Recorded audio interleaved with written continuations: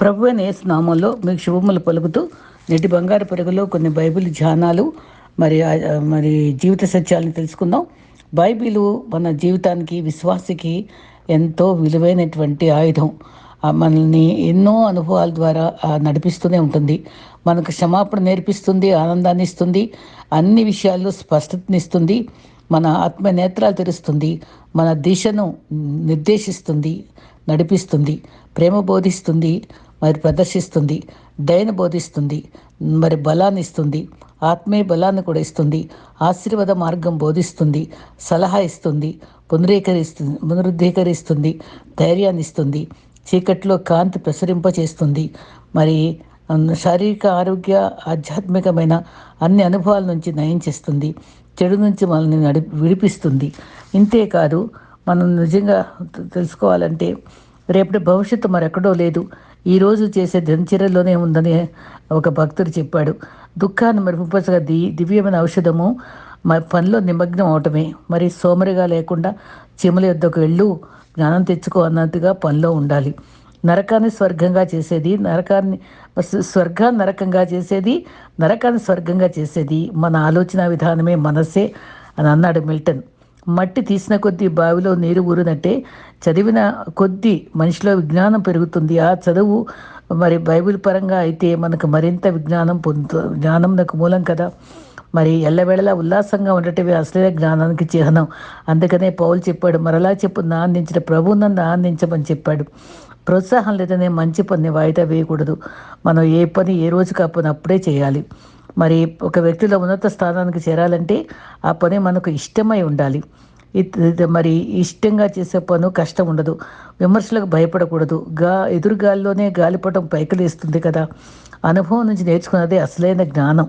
విజయం సాధించిన ఏ మనిషికైనా ఒక సాహసోపేతమైన నిర్ణయం కూడా తప్పకుండా ఉంటుంది.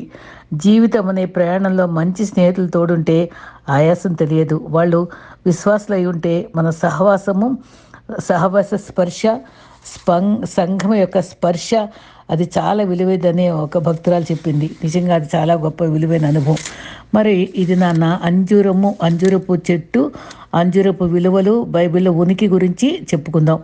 మరి క్రీస్తు రోజంతా అలసిపోయి మరి సువార్త చెప్తూ రోగులను బాగు చేస్తూ మరి సాయంత్రం అయ్యేటప్పటికి బేతనీ చేరేవాడు. ఆ మరియ మార్తల యొక్క ఆతిథ్యాన్ని స్వీకరించేవాడు. మరి అదేది ఎలీషాకి మరి షునేమీరాలు ఎంత చక్కగా సేద తీర్చిందో అలాగే క్రీస్తుకి బేతనీలో చక్కటి సేద తీర్చేటువంటి గృహంగా ఆయన తరచుగా అక్కడికి వెళ్తూ ఉండేవాడు. అయితే బేతనీ అంటే అర్థం ఏంటి తెలుసా? అంజూరపు చెట్టున్న ఇల్లు. అంజూరపు చెట్టున్న ఇల్లు. ఈ అంజూరపు గురించిన అనుభవం తెలుసుకోవాలంటే హిజ్కియా జీవితంలో మరణం అని చెప్పగానే యెషయా గోడ వైపు తిరిగి కన్నీటితో ఏడ్చాడు. కన్నీరు చూచానని చెప్పి దేవుడు వెంటనే ఆయన వెనక్కి కిందకి దిగ్గక ముందే వెనక్కి పిలిచి మళ్ళీ నేను ఆయుష్ ఇచ్చేస్తాను అన్నాడు. ఎంత ప్రేమగల దేవుడు! అప్పుడు అంజూర పడల ద్వారా తనకి హీలింగ్ ఇస్తారనమాట. అంజూర పడలు స్వస్థత ఇచ్చేదని మనం గుర్తుపెట్టుకుందాం. అది 1 సమూయేలు 30:12లోను, తర్వాత 2 రాజులు 27లో మరి అంజూర పడల యొక్క ఉపయోగం కూడా కనబడుతుంది. 1 సమూయేలు 30లోనైతే మరి అమాలేకు రాజు వదిలివేసినటువంటి ఈజిప్షియన్ ఒకడు అది అలసిపోయి 3 రోజులు తిండి లేకుండా ఉంటే దావీదు చూసి వాడిని సెద తీర్చి రొట్టిచ్చి నీరిచ్చి ఫిక్స్ ఇస్తారు. అంజూరపు చెట్లు అడలు అంజూరపు పండ్లు ఇచ్చేటప్పటికి వాడు సెద తీర్చుకున్నాడు. అంటే అవి సెద తీర్చేది, బలాన్ని ఇచ్చేది. మరి యూదులకు ఇది చాలా ఉపయోగకరమైనటువంటి పండు. 1 సమూయేలు 25:18లో నాబాలు భార్య అబీగయలు నాబాలు భయంకరంగా దావీదు తిడితే దావీదు చంపాలని చూసినప్పుడు ఆయన కోపం తగ్గించడానికి ఎంత చక్కటి బెస్ట్ థింగ్స్ ఇస్తుంది. 200 అంజూరు పడలు ఇచ్చిందంటండి ఆవిడ, అన్ని వస్తువులతో పాటు. తర్వాత మరి దావీదు రాజుగా ఉన్నప్పుడు ఉత్సాహధ్వని చేసినప్పుడు 1 దినవృత్తాంతము 12:30లో రాజ్యమంతా ఆనందంతో ఉన్నప్పుడు వాళ్ళ గాడిదల మీద, ఒంటెల మీద, అన్నిటి మీద అన్ని తీసుకొచ్చి ఇచ్చినప్పుడు వాళ్ళందరూ మరి అంజూరాలు కూడా తెచ్చి ఇచ్చారని చెప్పు దాంట్లో. అది feast of health, house of figs. ఇవి నిజంగా మరి ఆత్మీయమైన అనుభవాలను ఇస్తుంది. అయితే ఈ అంజూరపు చెట్ల గురించి రకరకాల వ్యక్తులు రకరకాల అనుభవాల్ని మనం చెప్తూ ఉన్నారు. అవి సేకరించిన అనుభవంలో మరి 2 కాలాల్లో పనిచేస్తుంట. బాకోరే అనేది, కార్మోస్ అనే రెండు రకాల పండు ఉంటాయట. అయితే మరి ఒకసారి క్రీస్తు ప్రయాణం చేసే టైంలో అంజురపు చెట్టు ఉంది, ఆకులు ఉన్నాయి, కానీ పండ్లు లేకపోయినప్పుడు ఆయన శపించినప్పుడు ఎండిపోయింది కదా. మార్కు 11:13, మత్తయి 21:12 ఆకులు ఉన్నాయి, ఆకులు వెనక పండ్లు ఉండాలి కానీ అది లేవు. అప్పుడు తను శపించడం జరుగుతుంది. అది ఆత్మీయ అర్థంతో జరుగుతుంది అక్కడ. అయితే శత్రువులు మరి దేవుని యొక్క ఉద్దేశంలో మనం ఆత్మఫలాలు ఫలించాలని, లేకపోతే మనం నశించాలని, మరి 15 యోహాన్లో మరి ద్రాక్షబలిలో మనం ఫలించిన ప్రతి తీగను ఎలా నరికి వేస్తాడు, అలాగే మనం నశించిపోయే అనుభవాలు వస్తాయి. కాబట్టి దేవుని వైపు చూడాలి. మరి దీంట్లో కూడా మంచి చెడు ఫలాలు ఉంటాయట. క్రీస్తు మనల్ని సమీపించి ఫలాలు లేని వారంగా అయితే పారవేస్తాడు. దేవుడు మనకి ఇచ్చిన సమయంలోనే ఫలించే కాలంలోనే మనం సద్వినియోగం చేసుకోవాలి. అంజూరపు చెట్లు ఉనికి చాలా సందర్భాల్లో దేవుడు ఉన్నాయి. మరి క్రీస్తు ఎన్నో సుబోధలు చేస్తూ అంజూరపు చెట్ల గురించి చాలాసార్లు సందర్భంలో చెప్పడం జరుగుతుంది. ఈ అంజూరపు చెట్ల గురించి రకరకాల మరి భక్తుల యొక్క తలంపుల్లో మనం తలంచుకుంటే ఎంత తలంచుకున్నా సరే మనం ఆత్మఫలాలు ఫలించాలనే సత్యాన్ని వీళ్ళు బోధిస్తూ వస్తున్నారు. మరి ఒక విధంగా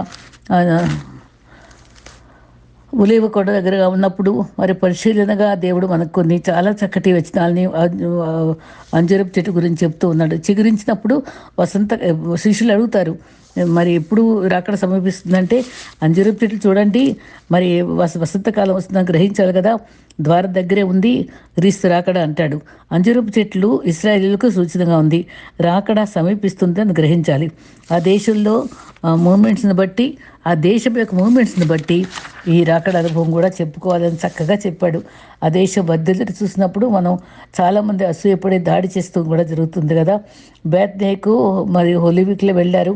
మరి ఆయన ఆకలి కొన్నాడు, అంజూరపు చెట్లు చూశాడు. అక్కడ ఆకలి మరి త్వరగా ఎండిపోయిందని అనుకున్న సందర్భంలో ఆయన ఆకలి కొన్నాడనే అనుభవం మనం గమనిస్తే, లాజర్ దగ్గర కన్నీరు కార్చాడు, దప్పికొన్నాడు, మంచిగా ఇక్కడ ఆకలి కూడా ఉన్నట్టుగా మనం చూస్తున్నాం. పాపము శోధనలు జయించిన క్రీస్తు, మనం కూడా ఆయనలాగానే మన శోధనలని జయించే వారంగా కావాలి.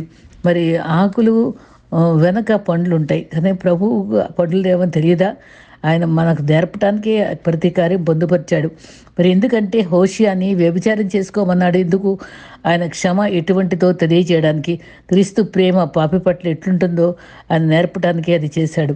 అలాగే ఎన్నో సందర్భాల్లో ఈ అన్ని ఉపమానాలు కూడా ఆయన మనకు ఆత్మీయ అనుభవాలు నేర్పిస్తున్నాడు. మనం తెలుసుకోగలిగితే, చెవులు గలవాడు విన్నుగాక, ఆత్మీయ కనులతో మనం చూడగలిగితే మనం గ్రహించగలం. దేవునికి ప్రియమైన బిడ్డలంగా మన పట్ల ప్రత్యేక ఉద్దేశం ఉంది. మారుమనసు తగిన ఫలాలు ఫలించాలి.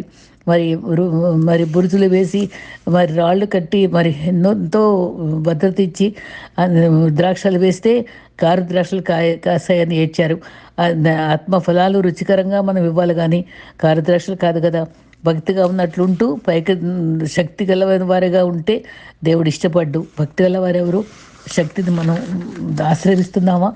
దేవుని వాక్య ధ్యానం, ప్రార్థనా జీవితము, మరి సాక్ష్యం ఎలా ఉందో దేవునికి తెలుసు. మీకు ఏం కావాలో ఆయనకు తెలుసు. భక్తి కలిగి క్రియలు కలిగిన వారంగా కూడా ఉండాలి. దేవుడు నాటిన మొక్కలమే మనం ఆకలి తీర్చే రీతిగా ఉండాలి, ఆనందపరిచే వారిగా ఉండాలి. ఆయనకు సిద్ధమైన మనసుతో, భక్తి ఆచారాలు కాదు ఆచరణ కావాలి. దేవుని కృపకు పాత్రం కావాలంటే ఫలించే రీతిగా ఉండాలి. అంటు కట్టబడి ఫలించాలి. శరీరంలో అవయవాలకి హెడ్ అంతా మనకి మెదడే కదా. అదే రీతిగా క్రీస్తు ద్రాక్ష వల్లే అయితే మనం తీగలం. మరి దానిలో ఆసారాన్ని తీసుకుంటూ ఉంటాం. మరి ఏ విధంగా సంకేతాలని మెదడు తీసుకుంటుందో, ఆ శరీరాలన్నిటికీ అవయవాలన్నిటికీ సరఫరా అవుతుందో, అదే రీతిగా ద్రాక్ష నుండి మనం సారాన్ని తీసుకుంటూ ఉండాలి. మరి ఫలించాలి. మరి నటించకూడదు.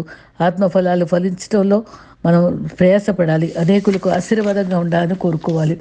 మరి నిజంగా చెట్ల లక్షణాలు, చెట్టు గురించి అంజూరపు చెట్లు ఎక్కడ గమనించామంటే జీవవృక్ష ఫలం దగ్గర 2, 9, తర్వాత మంచి చెడు చెట్టు దగ్గర 3, తర్వాత మూడో చెట్టుగా అంజూరపు చెట్టు. అంజూరపు చెట్టు అట 25 అడుగులు కూడా ఉంటుందట.